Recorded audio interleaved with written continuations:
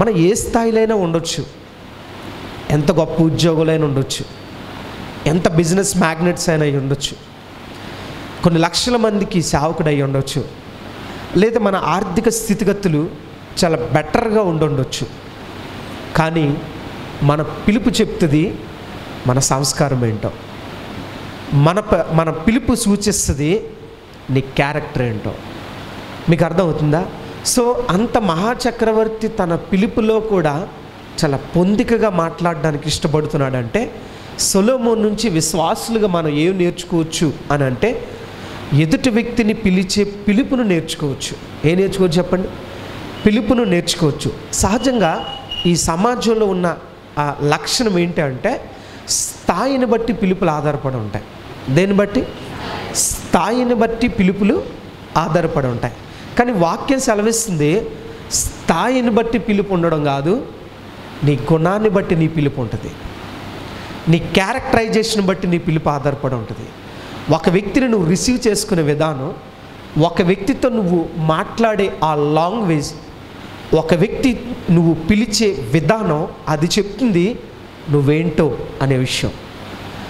చాలామందికి చదువు ఉంటుంది, సంస్కారం ఉండదు. చాలామందికి డబ్బు ఉంటుంది, కానీ పిలిచే పిలుపు ఆ సంస్కారాన్ని సూచిస్తుంది. అంటే కొంతమందికి డబ్బు ఉంటుంది కానీ పిలిచే సంస్కారం ఉండదు, ఎదుటి వ్యక్తిని గౌరవించే సంస్కారం ఉండదు. కొంతమంది స్థాయి గొప్పగా ఉంటుంది కానీ పిలిచే సంస్కారం చక్కగా ఉండదు. అందుకే వాక్యం సెలవిస్తుంది నువ్వు ఒక వ్యక్తిని పిలిచేటప్పుడు స్థాయిని బట్టి మనం పిలవడానికి వీల్లేదు. ఎందుకని అంటే ఒక మనిషిని నువ్వు పిలిచే విధానం మన సంస్కారానికి నిలువెత్తు ప్రతీకగా కనిపిస్తుంది. కాబట్టి మన పిలుపు చాలా ఆత్మీయంగా ఉండాలి. ఎలా ఉండాలి? చాలామంది వయస్సును బట్టి గౌరవించాలి, కొంతమంది అధికార స్థాయిని బట్టి గౌరవిస్తాం.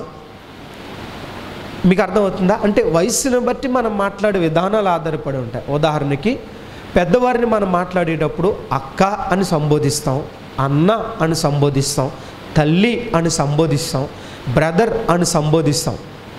చిన్నవాళ్ళు పిలిచేటప్పుడు పేరు పెట్టి సంబోధిస్తాం. అంతే కదండి? అంటే పిలుపుని బట్టి ఆధారపడి ఉంటుంది. అయితే ఒక విషయం ఏంటంటే అయితే కొంతమంది ఎలా ఉంటారంటే వాళ్ళకన్నా పెద్దవాళ్ళని కూడా ఒరే అని పిలుస్తారు. అంటే వాళ్ళకున్న ఆర్థిక స్థాయిని బట్టి, దేని బట్టి? ఆర్థిక స్థాయిని బట్టి వాళ్ళకన్నా వయసులో పెద్దవాళ్ళని గౌరవించాలనే మినిమం ఇంగితం కూడా కొంతమందికి అనిపించదు. మినిమం కామన్ సెన్స్ అంటారు దాన్ని. అంటే కొంతమంది, నేను అందుకే చెప్తా అండి, ఇప్పుడు ఒక డిపార్ట్మెంట్స్ కొన్ని ఉంటాయి. పోలీస్ డిపార్ట్మెంట్ ఫర్ లైక్ అంటే ఉదాహరణకి పోలీస్ డిపార్ట్మెంట్ ఉంటుంది. నేను అందరూ అని తప్పుబట్టను, కానీ కొంతమంది అధికారులు ఉంటారు పోలీస్ డిపార్ట్మెంట్లో, వాళ్ళు ప్రతి ఒక్కరిని కూడా ఒరే అని పిలుస్తారు. కొంతమంది ఏకవచనంతో సంబోధించడానికి ఇష్టపడతారు. కానీ ఈ వాక్యం వింటున్నప్పుడు నువ్వు పోలీస్ అధికారివైనా ఎదుటి వ్యక్తిని పిలిచే విధానం చెప్తుంది నువ్వెంత సంస్కారవంతుడు అని.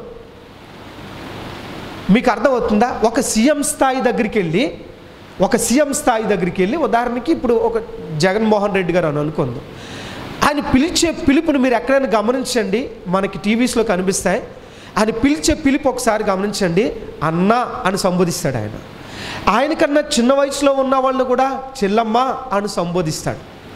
ఆ సంస్కారం చెప్తుందండి ఒక వ్యక్తి ఉన్నతమైన స్థాయి కలిగిన వ్యక్తి కాదా అనే సంస్కారం ఎప్పుడు తెలుస్తుందంటే అతను పిలుపుని బట్టి. నాకు అనిపిస్తూ ఉంటుంది ఒక సీఎం స్థాయి వ్యక్తే అంత చక్కగా సంబోధించగలిగినప్పుడు ఆఫ్టర్ ఆల్ పోలీస్ ఆఫీసర్స్ కొంతమంది, నేను అందరినీ విమర్శించట్లేదు, after all police officers, after all కొంతమంది గెస్టెడ్ ఆఫీసర్స్, ఆఫ్టర్ ఆల్ కొంతమంది మినిస్టర్స్, ఆఫ్టర్ ఆల్ కొంతమంది ఎమ్మెల్యేస్, ఆఫ్టర్ ఆల్ కొంతమంది సర్పంచెస్, ఆఫ్టర్ ఆల్ కొంతమంది వార్డ్ మెంబర్స్, ఆఫ్టర్ ఆల్ కొంతమంది కౌన్సిలర్స్, ఆఫ్టర్ ఆల్ కొంతమంది గాడ్ సర్వెంట్స్. ఏం పోయే కాలమో నాకు అర్థం కాదండి.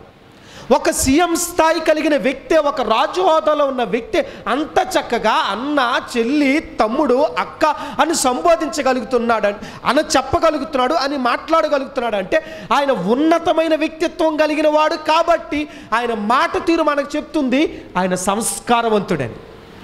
కానీ కొంతమంది అధికారులు, కొంతమంది ఉద్యోగస్తులు, కొంతమంది ఇలాంటి డిపార్ట్మెంట్స్లో ఉన్నవాళ్ళు ప్రతి ఒక్కరిని కూడా ఎలా పిలుస్తారండి? ఏకవచనంతో పిలుస్తారు. గుర్తుపెట్టుకోండి, అదే నీ సంస్కారం. నేను మళ్ళీ చెప్తున్నా, ఒకవేళ ఎదుటోళ్ళు మన పట్ల తప్పుగా మాట్లాడారనుకోండి, మనం రియాక్ట్ అవ్వాల్సిన అవసరం లేదు. ఎందుకో తెలుసా? వాడి సంస్కారం అంతే, వాడి సంస్కారం అంతే అంతే. మీకు అర్థమవుతుందా? సొలొమోను మహాచక్రవర్తి పని పిల్లతో మాట్లాడే విధానం ఇదేనా అంటే అంతకంటే గొప్పగా పని పిల్లలాగా రిసీవ్ చేసుకోలేదు ఆయన. అంటే ఆయన చిన్న స్థాయిలో ఉన్న వాళ్ళు కూడా గౌరవించగలిగే వ్యక్తిత్వం కలిగిన వ్యక్తి జ్ఞాని అయిన సొలొమోను. మీకు అర్థమవుతుందా? అందుకే నేను మళ్ళీ చెప్తున్నా, ఎంత గొప్ప వ్యక్తి అయినా, ఎంత గొప్ప, కొంతమంది కులాన్ని బట్టి అహంకారంతో మాట్లాడే వాళ్ళు కూడా ఉంటారండి. కొంతమందిని ప్రతి వాళ్ళు కూడా యామే అని పిలిచే వాళ్ళు ఉంటారు. మన దగ్గర పనిచేసే వాళ్ళకి కూడా మన రెస్పెక్ట్ ఇవ్వాలి. ఆ విషయం గుర్తుపెట్టుకోండి. ఎందుకంటే వాళ్ళు కూడా ఎవరో నీలాంటి మనుషులే కదా. మహా అయితే నువ్వు ఎక్కువ కొంచెం డబ్బు ఉంది కాబట్టి ఇంకెక్కువ తినగలవేమో, కొన్ని ఎక్కువ వెరైటీ వేసుకోగలవేమో. మీకు అర్థమవుతుందా? వాళ్ళకున్న స్థాయిని బట్టి వాళ్ళు ఒక పూట తినొచ్చు, 2 పూటలు తినొచ్చు, కానీ వాళ్ళతో మాట్లాడే విధానం కూడా ఎలా ఉండాలి? రెస్పెక్టబుల్గా ఉండాలి. అంటే గౌరవించే విధంగా ఉండాలి.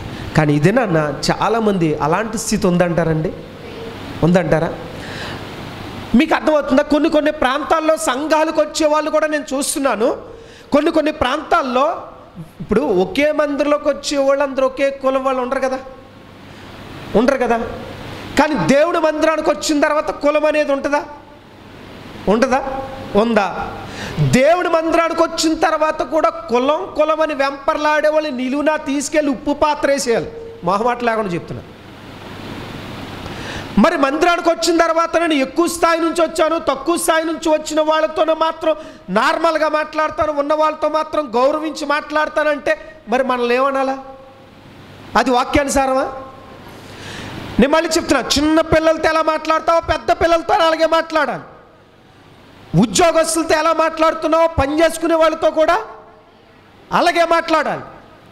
ఉన్నతమైన స్థాయిలో ఉన్న వ్యక్తులతో ఎలా సంబోధిస్తున్నావో లేని వాళ్ళు కూడా అది నీ క్యారెక్టర్ సూచన.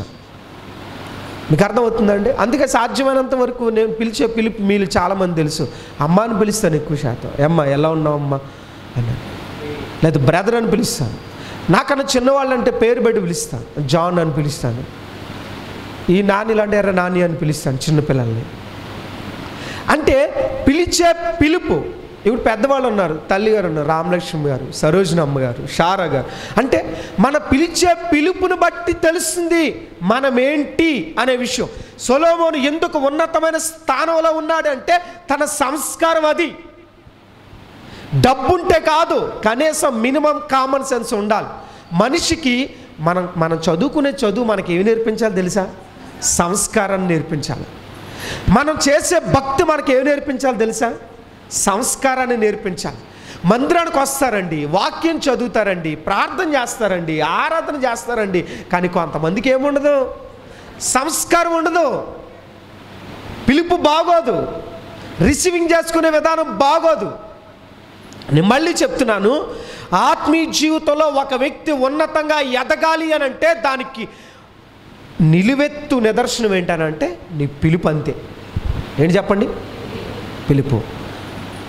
అంత గొప్ప సంస్కారానికి నిలువెత్తు నిదర్శనం మనం నమ్ముతున్న ప్రభు అయిన యేసుక్రీస్తు.